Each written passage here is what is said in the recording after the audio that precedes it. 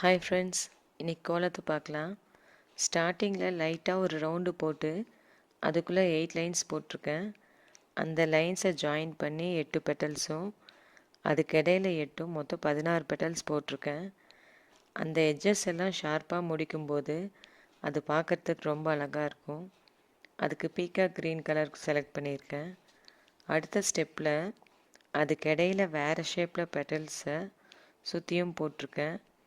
அதுக்கும் ஏற்கனவே லைட்டாக ரவுண்ட் போட்டதால் அது ஒரே சைஸில் வந்திருக்கு. அந்த பெட்டல்ஸை ஒயிட் லைன்ஸ் கொடுத்து ஃபில் பண்ணியிருக்கேன். அதுக்கு அடுத்த ஸ்டெப்பில் அந்த கேப்பில் ட்ரையாங்கிள் ஷேப்பில் ஒரு டிசைன் போட்டிருக்கேன். அதையே சுற்றியும் போட்டு அந்த ரவுண்டை ஃபுல்லாக கவர் பண்ணியிருக்கேன். அதுக்கு செரி ரெட் கலர் கொடுத்து சென்டரில் ஒயிட்டில் டிசைன் போட்டிருக்கேன். ஆரம்பத்துலேயே இந்த கோலத்துக்கு 5 ஸ்டெப்புக்கும் லைட்டாக 5 ரவுண்ட் போட்டுட்டேன். அப்போ தான் அந்த ஷேப் நம்மளுக்கு கரெக்டாக வரும். ஃபைனல் ரவுண்டில் பெட்டல்ஸ் போடும்போது அதுக்கும் அதே க்ரீன் கலர் கொடுத்து கான்ட்ராஸ்டாக ஆரஞ்ச் ஷேடிங் கொடுத்துருக்கேன்.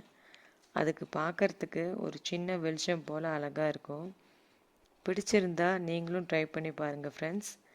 இந்த வளைவு நெளிவெல்லாம் கோலத்தில் கற்றுக்கிட்டா லைஃப்பில் வர நெளிவு சுழிவுக்கெல்லாம் நமக்கு யோசனை திறன் அதிகரிக்கும்னு சொல்லுவாங்க ஃப்ரெண்ட்ஸ்.